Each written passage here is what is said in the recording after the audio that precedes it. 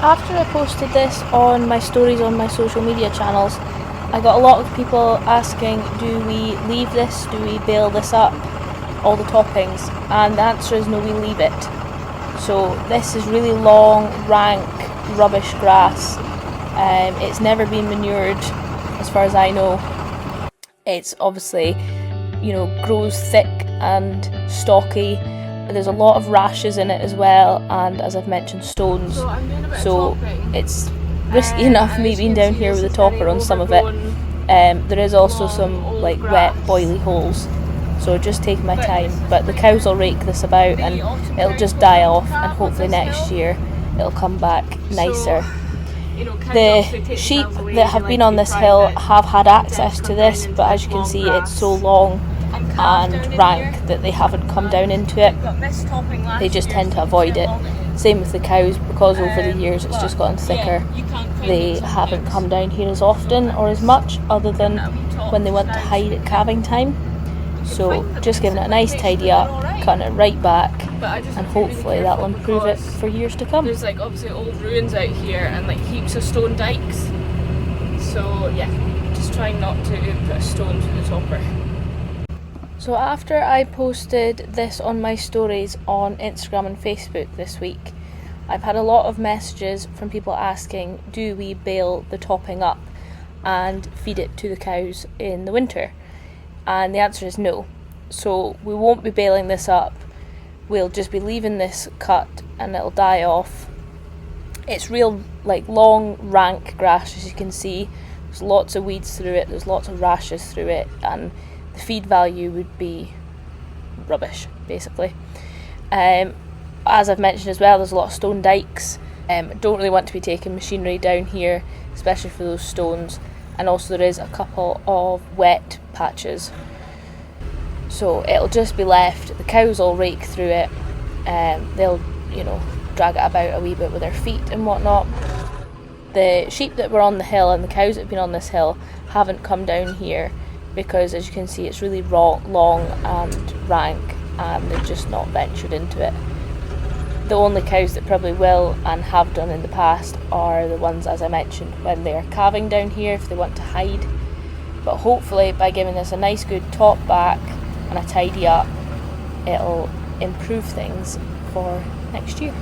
And it will certainly make it easier for seeing the cows at calving time, which is fast approaching. It's quite scary to think it's next month. It is Cornish. It's non-Cornish as well, and that was only because I said that peanut butter had butter in it, which it doesn't. Before you come for me, there's no dairy in peanut butter. Someone was like, this is carnage, Vic, there is no dairy in peanut butter. So I had a bit of an issue when I was topping. Obviously, as you can see here, we're missing a belt. So one of the belts came slack just with wear and tear, and it then started rubbing. So I've taken it off and I've ordered new ones, but they don't have them in stock at the moment, so I'm just gonna have to wait until they arrive, and then can get new belts on, and then I can keep topping all that long grass.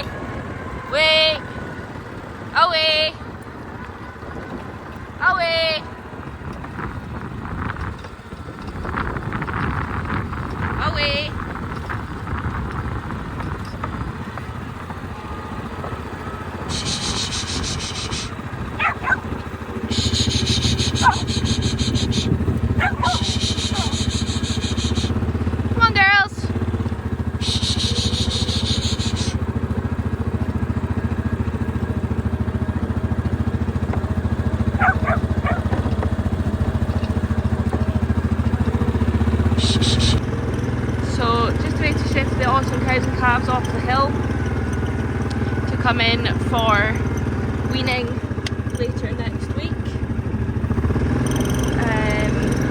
Our cattleman has been off the past couple of weeks on holiday, so it's just been Dad and I, so it's been fine.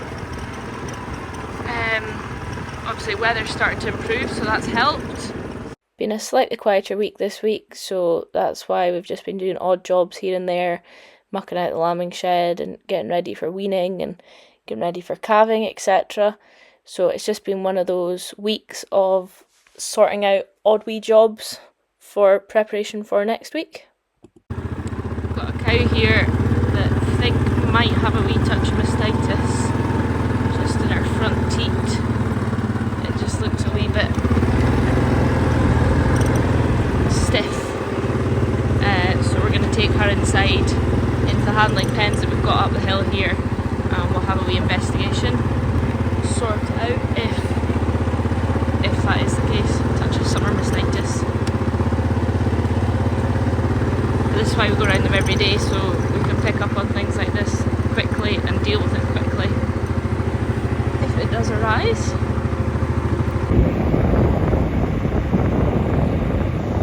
Always one asshole that decides to go the wrong way. Nowhere near the rest.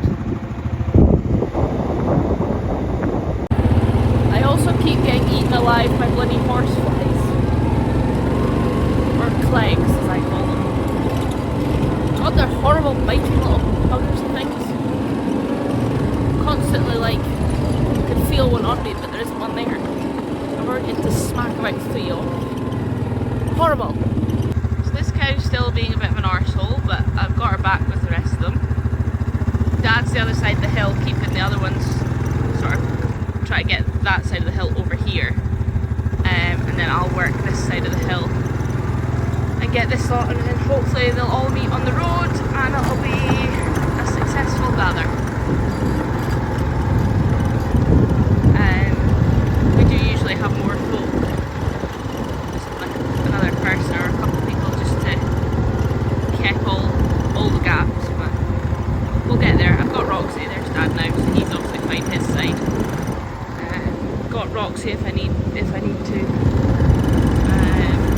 She does work cows, she will work cows. She doesn't do it very often, but she can do it if I need her to. She'll keep them going for me, so that'll be fine. But yeah, for now I'll just get this lot moving. Come on, girls! As you can see, a lot of the cows there obviously are dry.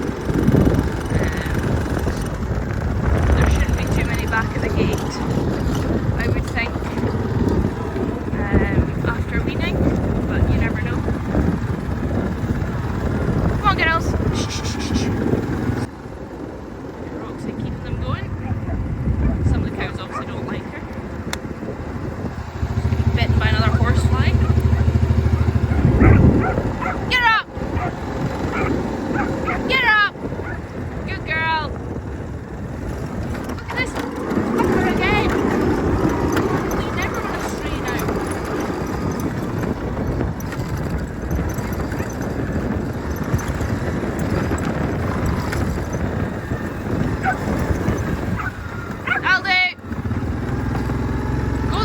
Direction, will you?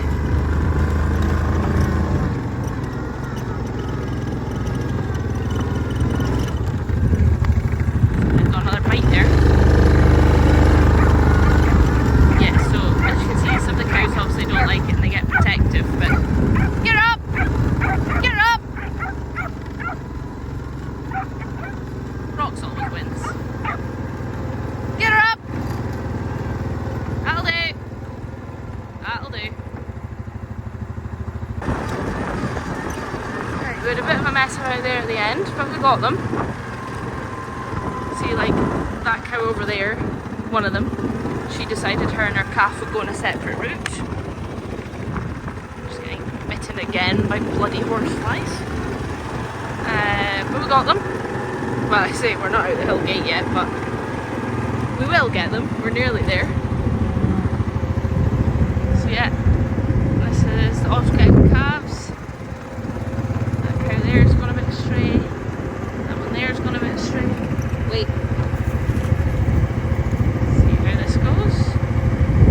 Get her up! Good girl, that'll do! That'll do! Fetch this cow. Dad's just nipped back to check that we've not left anyone. Come on! Shh, shh, shh, shh. Shh. Come on, lass. That'll do, Rox, that'll do. So the gate's open so they can just head out. Filter along the road and they just head out. So.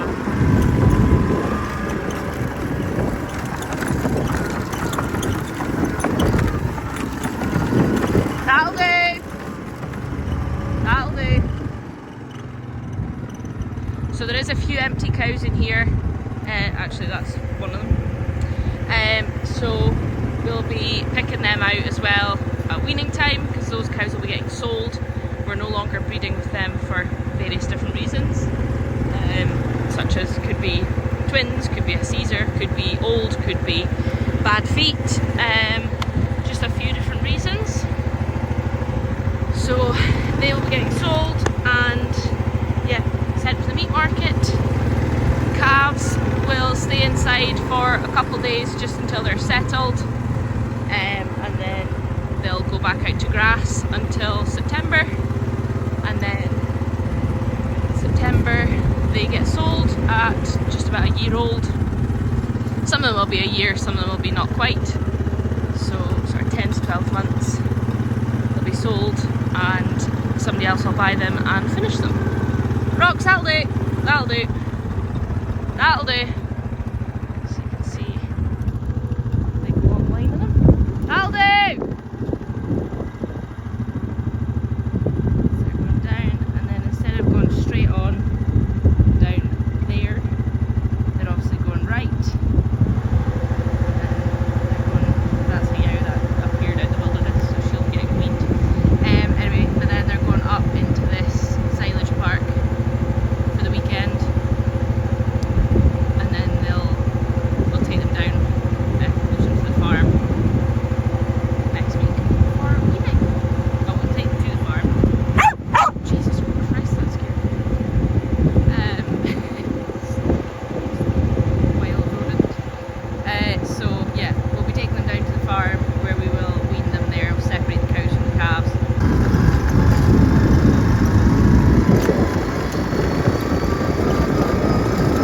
Well, that's the cows all gathered successfully in a water. They're now enjoying a fresh bite of grass. That's just some silage aftermath. It's not being manured or anything, but they'll just get a fresh bite because they'll just get the weeds in here. So they'll stay there the next couple of days, settle, and then that's closer to hand for getting them down for weaning. Our cows will go back up to the hill behind me for calving, which is, I thought, oh my gosh, we're doing calving again already. And then calves will go out to silage aftermath until September.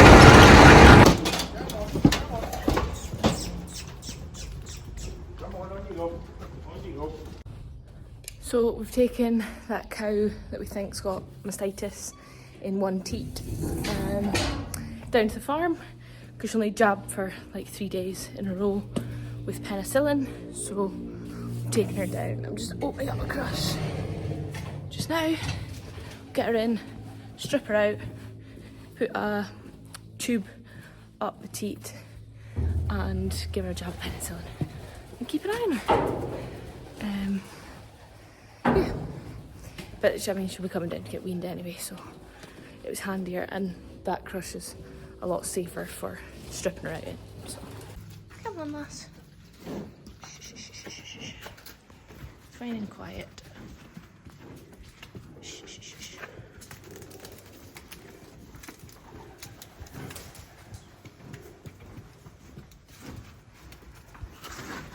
So the cow's nice and quiet, as you can see, which is really important because she is back in calf, obviously not far off calving. So we don't want her to be stressed out and getting all wound up and potentially getting a bash to the stomach, which obviously might affect the calf. So just giving her plenty of time, plenty of room, and look at that, straight into the crush.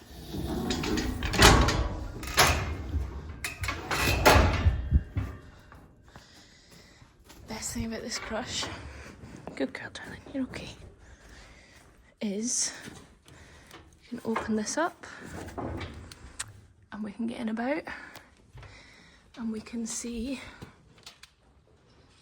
if it is bad.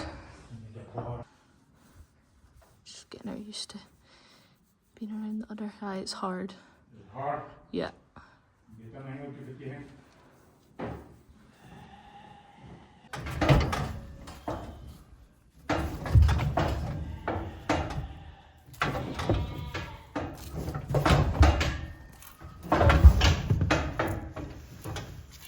Squeeze all the bad stuff out.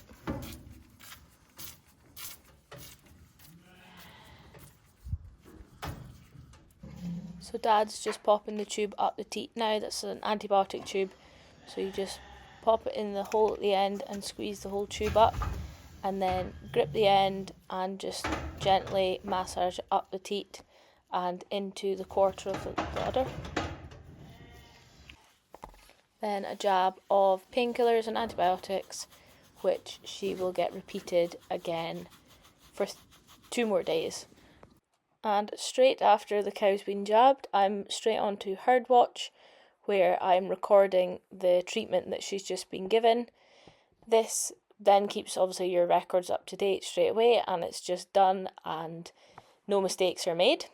So I go in, I select the medicine, I select the amount, I then can give a reason for it, then select which teat has been affected, and then go in and pick the cow, press save, and it's all there. Straight away, withdrawals, everything done.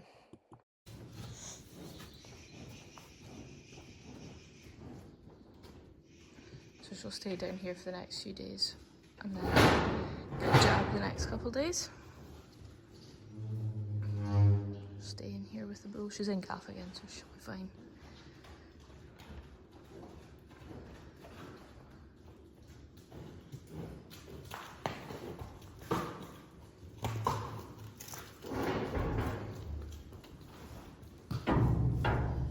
Such a lovely calm evening, so we took the opportunity to go around some of the stock.